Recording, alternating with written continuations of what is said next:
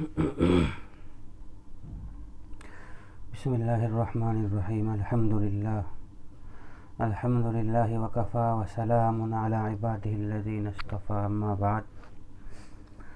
रमज़ानुल मुबारक का महीना अनक़रीब ख़त्म होने वाला है और ईद की नमाज के मुताल्लिक़ लोग कन्फ्यूज़न का शिकार हैं। कोई पूछ रहा है कि ईदगाह में ईद की नमाज होगी या नहीं होगी, नहीं होगी तो फिर कहाँ होगी। तो मैं इसी सिलसिले में कुछ वजाहत करना चाहता हूँ, और वो ये कि हुकूमत की तरफ से, जैसा कि आप हज़रात को मालूम है, जुमे की नमाज़ों में, ईद की नमाज़ों में इकट्ठा होने की हरगिज़ अभी तक तो इजाज़त नहीं है। लिहाजा अगर हुकूमत हमको ईदगाह के अंदर मसाजिद में इकट्ठे होकर नमाज नहीं पढ़ने की इजाज़त दे रही है, नमाज ना पढ़ने की अगर इजाज़त नहीं दे रही है, तो इसका मतलब ये नहीं है कि हम ईद की नमाज नहीं पढ़ेंगे। ईद की नमाज हमें हर हाल में पढ़नी है। कैसे पढ़नी है? जिस तरीक़े से हम अभी तक अपने घरों में, बैठकों में जुमे की नमाज वग़ैरह पढ़ते आ रहे हैं, तो ईद की नमाज भी हम इसी तरह पढ़ेंगे, क्योंकि ईद के लिए भी ठीक वही शर्तें हैं जो जुमे की नमाज सही होने की शर्तें हैं। जैसे जुमे के अंदर हमने पढ़ा, और हम जानते हैं कि अगर इमाम के अलावा 3 हज़रात, 3 मुक़्तदी हों तो जुमे की नमाज सही हो जाएगी शहर के अंदर। तो इसी तरह इमाम के अलावा अगर 3 आदमी मौजूद हों और वो ईद की नमाज बाजमात पढ़ना चाहें, तो बेशक उनको ईद की नमाज़ पढ़नी चाहिए। हुकूमत अगर मना कर रही है तो इसकी वजह से ईद की नमाज़ बिल्कुल भी नहीं छोड़नी चाहिए। बिल्कुल वही तरीक़ा है जो जिस तरीक़े से हम बकरीद की नमाज ईदगाह के अंदर पढ़ रहे हैं, तो बिल्कुल वही तरीक़ा है।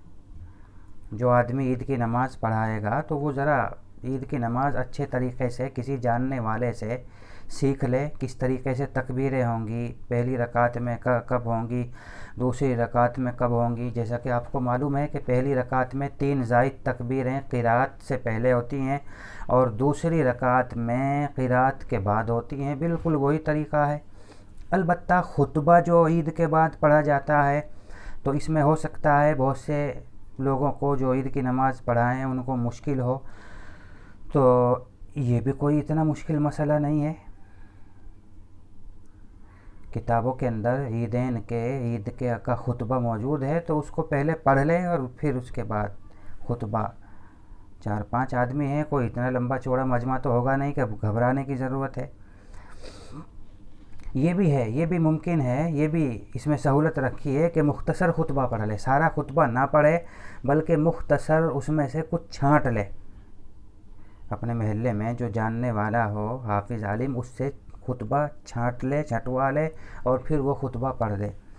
शरीयत ने तो, फुक़हा ने तो यहाँ तक इजाज़त दी है कि अगर ईद की नमाज पढ़ाने वाला दोनों खुतबे नहीं पढ़ सकता, तो वो इतना कर सकता है कि पहले खुतबे में सूरह फातिहा पढ़ दे और दूसरे खुतबे में सूरह इखलास यानी कुल हुवल्लाहु अहद पढ़ दे, तो दोनों खुतबों का सवाब मिल जाएगा, खुतबे अदा हो जाएंगे। इतनी सहूलत रखी है। कहने का मतलब ये है कि ईद की नमाज़ हमें छोड़नी नहीं है। अपने घरों में पढ़ें, अपनी बैठकों में पढ़ें, 5-7 आदमी जितने भी इकट्ठे हो सकें, कम से कम आदमी, ज़्यादा तो इकट्ठे होने की इजाज़त नहीं है, लेकिन नमाज हमें नहीं छोड़नी है। घर में पढ़ें, बैठक वगैरह में पढ़ें, या 5-7-10 आदमी घेर वगैरह में पढ़ें, लेकिन ईद की नमाज़ पढ़नी है, छोड़नी नहीं है। अलबत्ता अगर कुछ लोग, महल्ले के कुछ लोग ऐसे हों कि उनके लिए इस तरह का इंतज़ाम नहीं हो सका, कि ईद के ख्वाहिशमंद तो थे लेकिन ईद की नमाज़ पढ़ाने वाला कोई मिला नहीं, हाफिज़ आलिम कोई मैसर नहीं हुआ, انہوں نے لاکھ کوشش کری کہ ہم عید کی نماز پڑھیں گے، لیکن کوئی ملا نہیں، تو پھر ایسے لوگوں سے عید کی نماز معاف ہے، اور عید کی نماز چھوڑنے کا ان کو کوئی گناہ نہیں ملے گا۔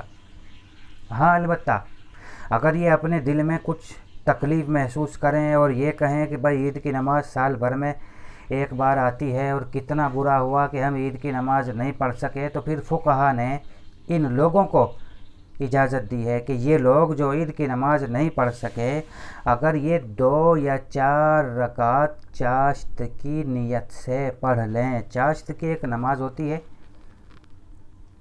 سورج جب نکلتا ہے تو اس کے 15-20 منٹ کے بعد اشراق کی نماز پڑھی جاتی ہے، 2 رکعت 4 رکعت، اور پھر جب سورج اچھی طرح بلند ہو جاتا ہے، 10 ساڑھے 10 11 بج جاتے ہیں، تو پھر اس وقت چاشت کی نماز پڑھی جاتی ہے۔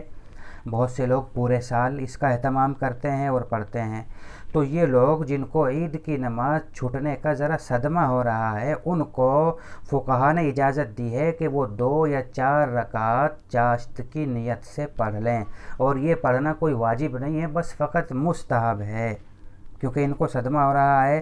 تو بہت ممکن ہے اللہ سبحانہ و تعالی 2 یا 4 رکعت چاشت کی پڑھنے سے ان کو عید کی نماز کا ثواب دے دیں، اور ان کے دل میں جو صدمہ ہو رہا ہے وہ صدمہ بھی دور ہو جائے۔ وآخر دعوانا الحمد للہ رب العالمین۔